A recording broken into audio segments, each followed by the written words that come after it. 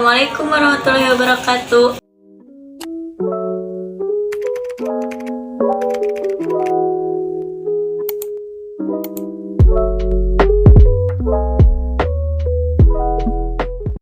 Perkenalkan, nama saya Siti Rofiah dari Akuntansi Pagi semester 2. Di sini saya akan menjelaskan analisis perhitungan umur piutang.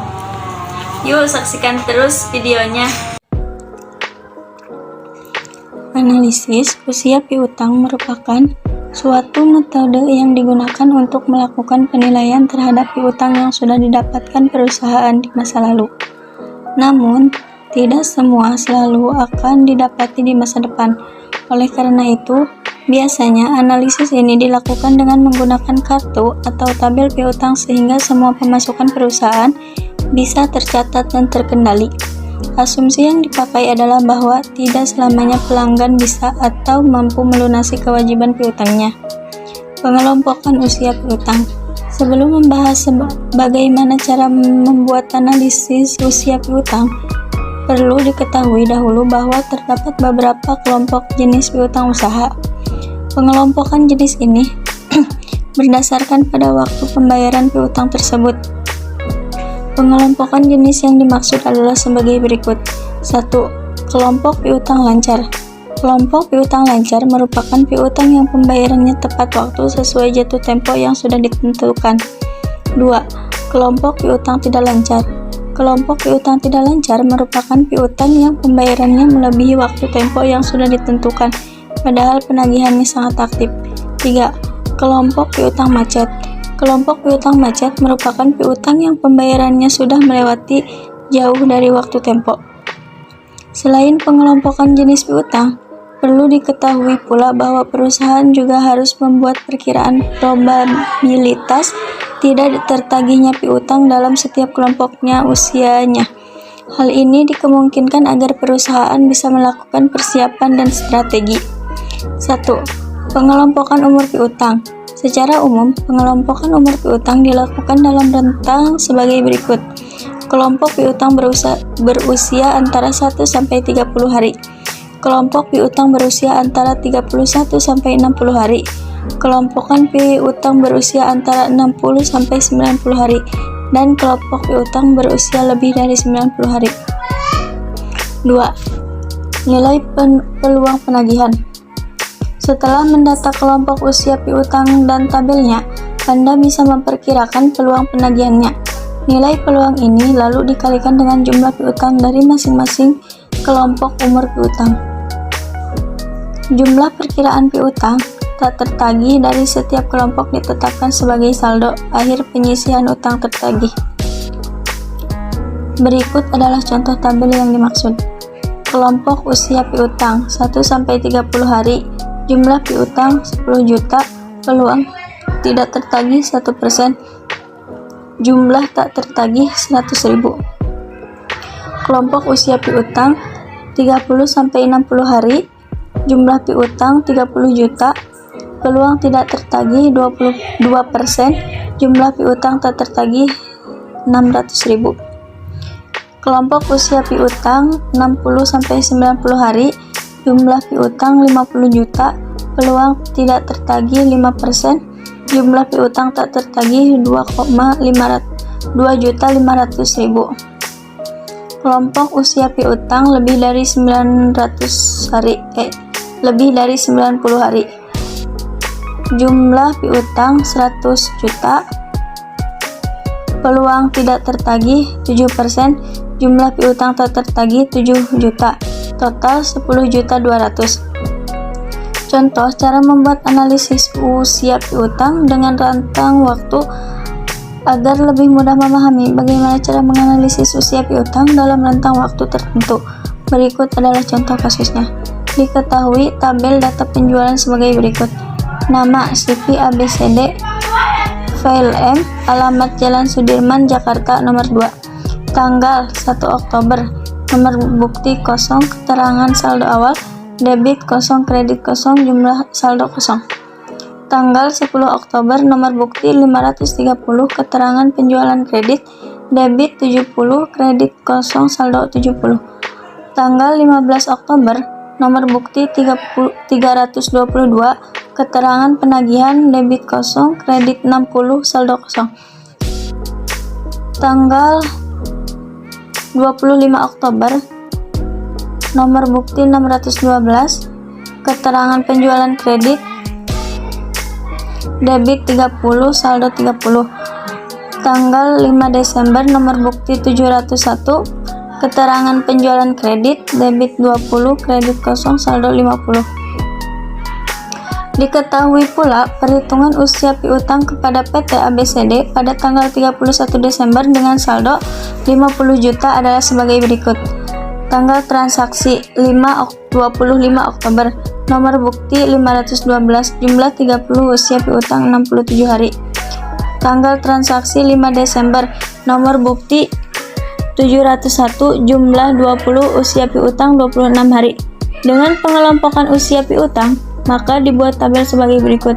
Nama langganan CP ABCD, total 50, umur piutang 1 sampai 30, 20, 61 sampai 90 hari, 30.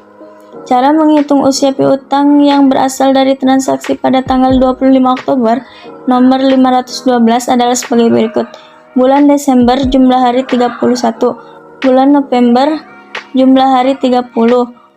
Bulan Oktober, jumlah hari 6. Jumlah semua hari 67. Pada bulan Oktober, jumlah hari adalah 6 karena merupakan pengurangan dari jumlah tanggal bulan Oktober, yaitu 31 hari dengan tanggal transaksi yaitu 25 Oktober. Perlu disadari pula, ada kalanya uang penagihan piutang tidak diterima menurut jumlah yang tertera di faktur. Ini artinya, jumlah uang yang diterima pada suatu waktu lebih kecil dari yang tercantum, dan hari lainnya lebih besar. Dalam hal ini, maka usia piutang bisa dihitung dengan menelusuri debit dan kredit dalam kartu piutang serta penagihan mana yang digunakan untuk mengurangi piutang itu. Agar lebih memahami yang dimaksudkan, berikut adalah contoh kasus pelanggan lainnya.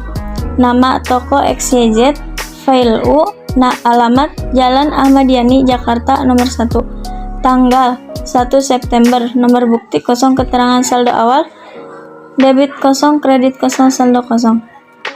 Tanggal 8 September, nomor bukti 509, keterangan penjualan kredit debit 60, kredit kosong, saldo 60. Tanggal 15 September, nomor bukti 270, keterangan penagihan debit kosong, kredit 30, saldo 20.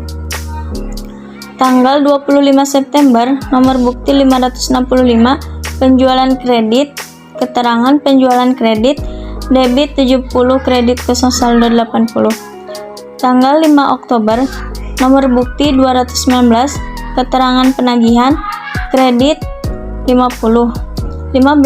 Tanggal 15 Oktober, nomor bukti 540, keterangan penjualan kredit debit 40, saldo 80.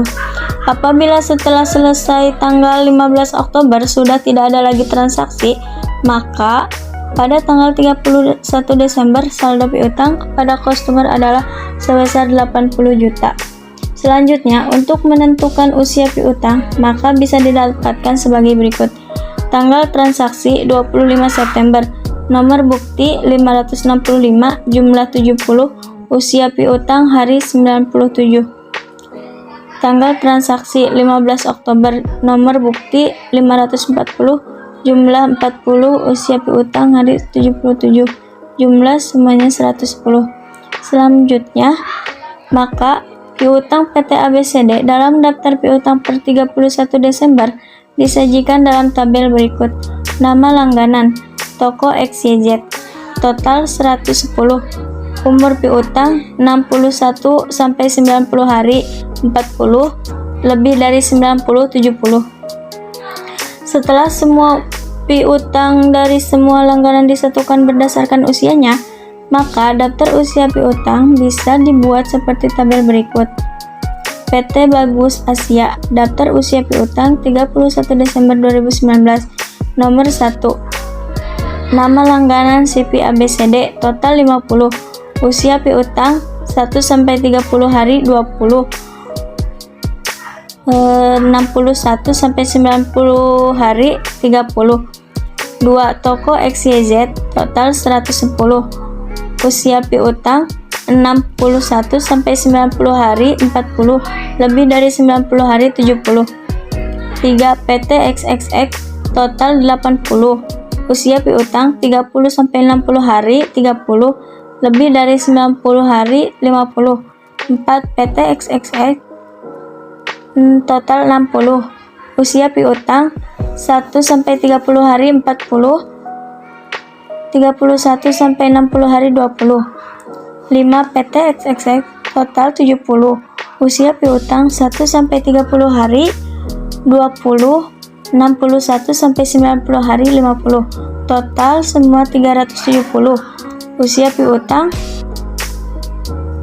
1 sampai 30 hari 80, 31 sampai 60 hari 50, 61 sampai 90 hari 120, lebih dari 90 120. Demikianlah informasi tentang cara membuat analisis usia piutang dalam rentang waktu tertentu. Tata kelola keluar masuk keuangan ini memang harus diperhatikan dengan baik agar perusahaan tidak mengalami kerugian. Penggunaan aplikasi akuntansi seperti dari Akurima ERP juga menjadi sangat penting karena di era sekarang semua menuntut kecepatan dan ketepatan. Demikian yang dapat saya sampaikan, kurang lebihnya mohon maaf. Mohon maaf bila tidak dimengerti. Wassalamualaikum warahmatullahi wabarakatuh.